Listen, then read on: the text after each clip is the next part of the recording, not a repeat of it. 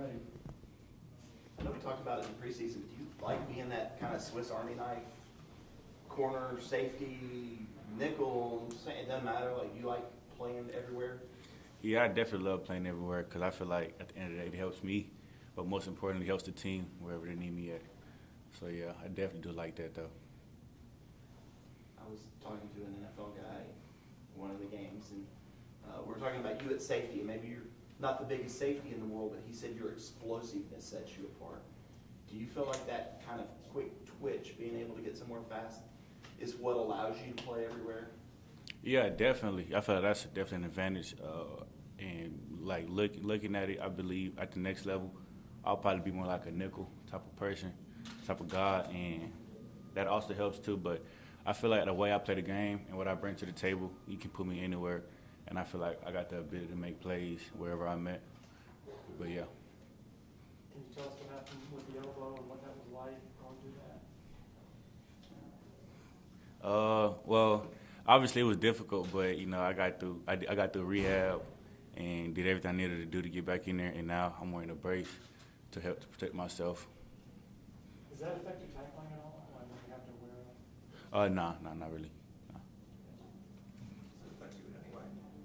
I mean, it's uncomfortable, but that's really about it. It's uncomfortable because I'm pretty sure nobody want to walk around and play football with a brace on because it's not the most comfortable thing, but it's just uncomfortable. That's it. But I'm slowly getting used to it. I think I've worn it for like what, three games now, so I'm getting used to it.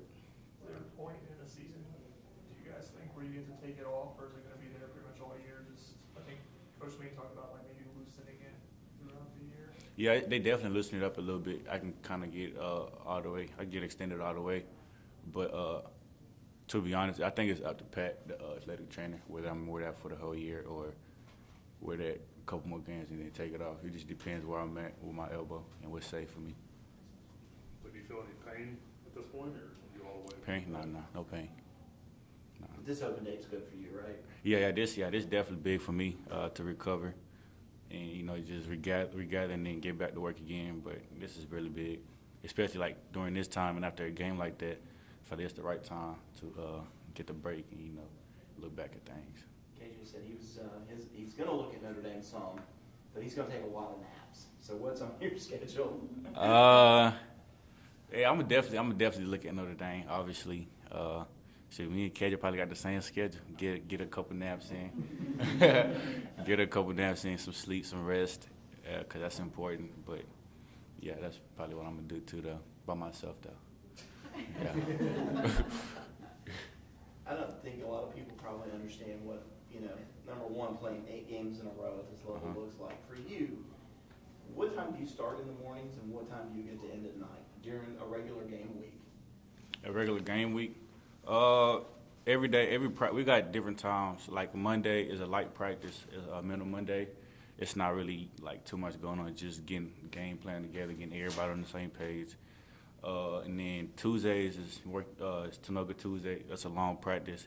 We working good on good, things like that. And then Wednesday is working man Wednesday. That's another good on good day. Get a couple things polished up with the game plan. And then Thursday, that's when we bring everything together. And obviously Friday is everything got to be right on point so we can go on. But it's definitely a long week. But I feel like I've been here for a while now, so I'm kind of getting used to everything that come with it, the long days, the practices and just things like that. But I'm getting used to it, though, and I'm adjusting pretty well. A lot of guys say they start sometimes like 6 a.m. in the morning, maybe they have treatment, or then they got classes and then tutoring, and then maybe a lab after a practice, and then they're not done till midnight sometimes. Yeah, I mean, obviously we got to lift in the morning. I choose. Well, it's optional, but I choose to lift in the morning so I can get it out the way, and then. Obviously, I got class. Probably got I got 2 classes every day.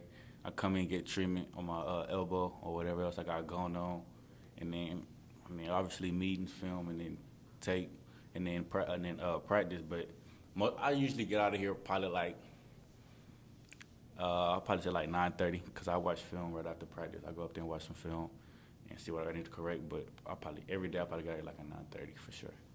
And sometimes I probably get out early like at 8 because I have tutoring. At night, yeah. On Thursdays, I have tutoring at night. You guys played so well after the first 4 possessions for the rest of the game. What changed? What got better? You said, say that again? After the first 4 possessions by Syracuse, you guys played a lot better after that. I felt like some of the stuff they had got on us, I feel like we was beating ourselves, and we just giving it to them. And we just had to come back to the sideline, calm down. Obviously, how the game was going, emotions was high and things like that, but we just had to come down and just adjust and then just fix a couple things because we knew we was the better team. They're a good team, but we knew we were just shooting ourselves in the foot at the moment, and we just needed to calm down and, just do the adjustments and then just go in and play football. And once we got everybody on the same page, doing the right thing, what they're supposed to be doing, you see how that turned out. Second half, I don't think they scored second half. Yeah, so we just just adjustments and just the little things, the details, and just that helped us carry on. I feel like that kind of gave the offense momentum because obviously we got the crowd back engaged in the game with how things were going, and everything just went on from there. How much do you think inexperience has kept this defense from being as dominant as it wants it to be? And that's what KJ said, that some inexperienced guys are just kind of playing not to make mistakes instead of playing to sort of dominate the other guy. What's your... I feel like right now we're at a point where I don't think being experienced is an excuse because we 8 games in. A lot of guys, everybody done played a lot. We got guys in the back end, like freshmen. Koval played a lot. So I don't look at him as a freshman because he know what it's like to be out there on the field. And then Pride played a lot.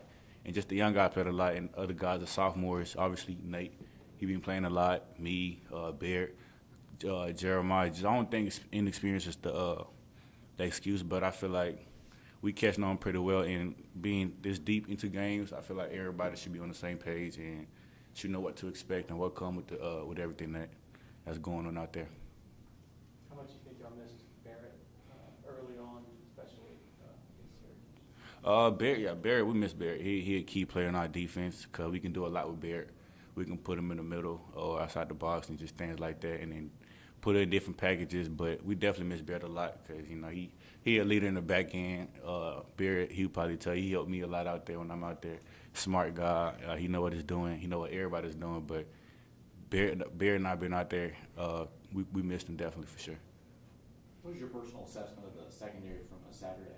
Say that again? The personal assessment from the secondary on Saturday? What you mean, like personal assessment? What were your takeaways from their performance? From our performance, I felt like we did pretty good. I don't know like the stats and everything, how many passing yards they had and things, but I feel like we didn't really give up big plays or anything like that. We was all on the same page, cause people who say things outside about our secondary and things like that, but we just blocked that out and just kept working, put our head down, just kept working. But it was a lot going into this game and what they do, and it took a lot of communication, to have everybody on the same page. So I feel like we handled that this game pretty well, and as you've seen, we didn't really have any big plays, explosive. And all the plays they got were good plays, like the one they caught on Sherry, one they caught on me. Should have stayed inside, and I feel like we just shooting ourselves in the foot. We just get them those plays. We didn't really earn them. We just gave them to them. What do you think it's going to take in preparation this week before Notre Dame to play for good football? Obviously, going to take a lot of focus, a lot of studying, and I feel like it's a good thing now that we have this bye week. We got a lot of time, and we can watch more film and then just work on what we need to work on.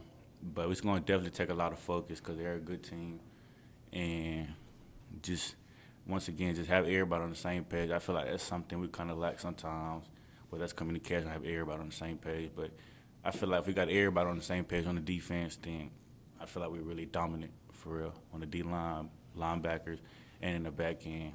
But it's going to take a lot of focus from everybody to lock in and get up there and watch a lot of film so you know what to expect and so you can be in position to make plays.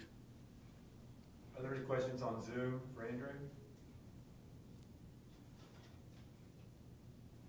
Any other questions in here? You almost had a pick 6. That play, wish you had that one back. Man, I ain't gonna lie.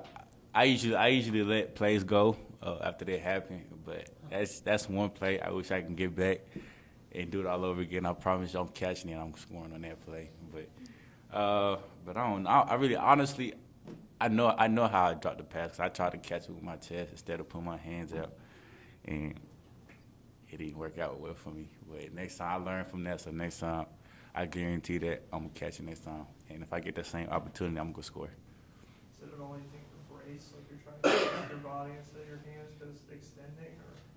Yeah, and to be honest with that whole play, to be honest, like the play was like so plastered. I didn't expect the quarterback to throw the ball because I was like literally, I felt like I was the receiver running the route, how I was guarding him, and I was not expecting the quarterback to throw, but he threw it, and I seen the ball. I tried to jump it and catch it with my chest, but then I dropped it. And I dropped it. So yeah. Do you feel like there's still time for this defense to establish itself as, one of the greats, one of the dominant groups that it was sort of talked about being coming into the season? Yeah, definitely. I feel like we still haven't reached our full potential on the defense side of the ball. Because as y'all know, we got dogs everywhere on the field. Our D-line is awesome, wonderful. They're pretty good. And I feel like it's still a lot of work needed to be done for us to reach our full potential. And I feel like, in a couple games here, we're going to put everything all together with our defense playing good and obviously our offense been scoring a lot. So having that we're going to be able to dominate teams and play how we supposed to play like Clemson. All right, thank you, Andrew. Yeah, appreciate it.